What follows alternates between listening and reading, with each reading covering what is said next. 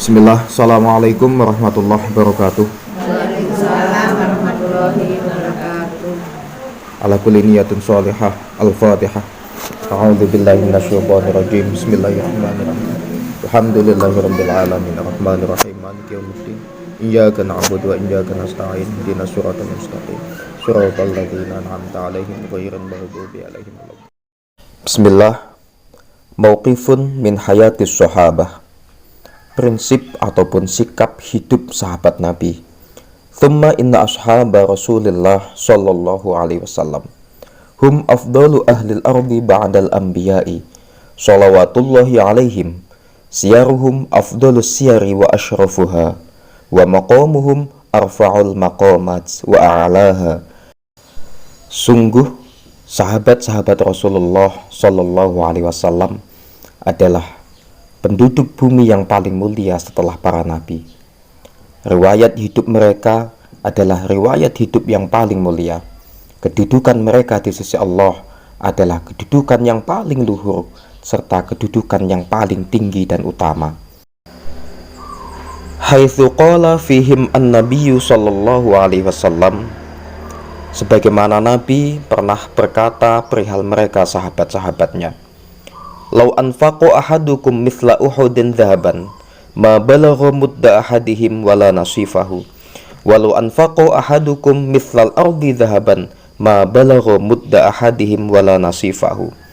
Artinya, jika salah satu di antara kalian berinfak emas sebesar gunung Uhud, niscaya tidak akan dapat membandingi infaknya satu mud daripada salah satu sahabat-sahabat Nabi, bahkan tidak separuhnya. Dan andai kata salah satu di antara kalian menginfakkan emas sebesar bumi, maka hal itu tidak akan membandingi satu mud dari infaknya para sahabat dan tidak juga separuhnya. Wahuna nuthabbitu ba'dan min mawaqifihim wa ahwalihim ma'al kasbi wa talab rizqi. Dan di sini pada pembahasan ini akan dijelaskan sebagian sikap dan prinsip hidup para sahabat, khususnya dalam hal bekerja dan mencari rezeki.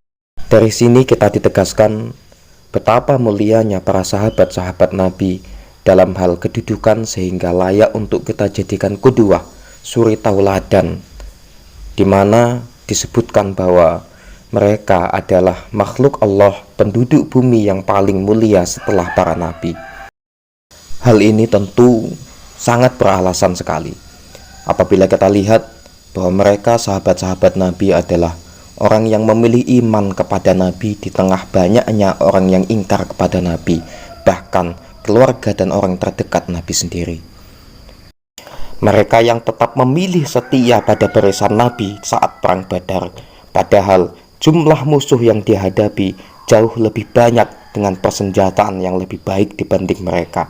Akan tetapi mereka sepenuh hati siap menjadi syahid untuk membela agamanya Nabi Muhammad sallallahu alaihi wasallam.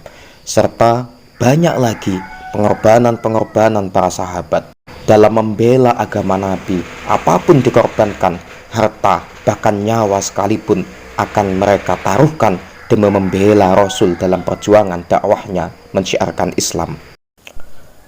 Fasayyiduna Abu Bakrin As-Siddiq radhiyallahu anhu. Pertama akan dikisahkan tentang sahabat Nabi, yakni Abu Bakar As-Siddiq radhiyallahu anhu. Alladzi ajma'al muslimuna lahu bis-shawabi fi fi'lihi wa bil 'adli fi jami'i hukmihi. Bahwasanya beliau adalah yang disepakati oleh kaum muslimin dalam hal benar setiap perbuatannya dan adil dalam setiap hukumnya. Afdalul khalqi ba'dan nabi sallallahu alaihi wasallam fi dinihi wa aqwamuhum bi amrih. Beliau adalah makhluk yang paling utama setelah Nabi Muhammad dalam hal beragama serta yang paling kokoh dalam menegakkan perintah-perintah Nabi Muhammad sallallahu alaihi wasallam. Lamma ustukhlifa wa ajma'al muslimuna ala amrih ar-ra'a as-sa'ya ala ahlihi amran la budda minhu wa sabilan la yahsunu tarkuhu. Ketika beliau Abu Bakar dipercaya oleh kaum muslimin untuk menjadi khalifah pengganti Rasulullah. Beliau tetap memandang bahwa bekerja untuk mencukupi kebutuhan keluarga adalah wajib hukumnya dan tidak baik untuk ditinggalkan. Famada ila suqi muktasiban lahum wa sa'iyan alaihim. Beliau tetap pergi ke pasar untuk bekerja, mencari nafkah untuk mencukupi kebutuhan keluarganya. Fa'adrakahu ashabu Rasulullah sallallahu alaihi wasallam wa huwa fis suqi. Suatu ketika para sahabat-sahabat Nabi menjumpai beliau di pasar. Faqalu lahu, kemudian para sahabat berkata kepada Abu Bakar, "Ya khalifata Rasulillah, irji' fa inna 'alaika amrul muslimina wa masalihihim." Wahai khalifah Rasulullah, pulanglah engkau. Sesungguhnya engkau memiliki tanggung jawab terhadap kaum muslimin dan kemaslahatan-kemaslahatan mereka.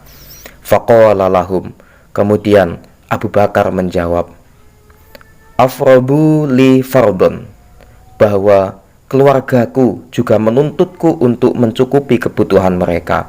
Fawafaqu faradiyallahu wa raja'a ila umurihim ba'da an ahkama amru ayalihi. Kemudian para sahabat pun dapat menerima apa yang dilakukan oleh Abu Bakar.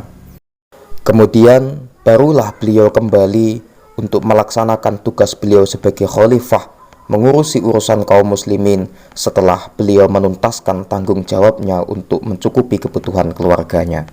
Masya Allah, dari kisah ini kita kembali diingatkan tentang bagaimana sifat terpuji sahabat Rasulullah Abu Bakar As-Siddiq, bahwa meskipun beliau adalah seorang khalifah, pemimpin kaum muslimin, beliau tidak begitu saja mengabaikan tanggung jawab beliau sebagai keluarga untuk mencukupi kebutuhan keluarganya.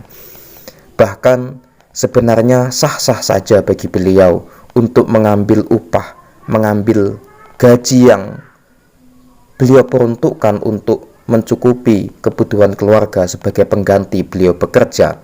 Akan tetapi yang beliau lakukan justru tidak demikian. Beliau tetap bekerja sebagai bentuk tanggung jawab untuk keluarganya. Mudah-mudahan kita dapat mengambil manfaat serta ketauladanan daripada sifat terpuji beliau Abu Bakar, serta menambah giat semangat kita dalam hal bekerja mencari nafkah untuk keluarga. Kita yang bukan siapa-siapa, kita yang bukan seorang pemimpin negara sebagaimana Abu Bakar As-Siddiq, seharusnya malu membaca kisah ini apabila kita bermalas-malasan dalam hal mencari nafkah, merasa sibuk, merasa lelah, merasa letih, padahal beban yang kita tanggung tidaklah sebanding dengan beban beliau sahabat Rasulullah Abu Bakar As-Siddiq. Wallahu a'lam. Mudah-mudahan pembahasan kita pada kali ini bermanfaat untuk kita semua. Kita cukupkan, kita tutup bersama dengan melafalkan hamdalah. Alhamdulillahirabbil alamin. Wassalamualaikum warahmatullahi wabarakatuh.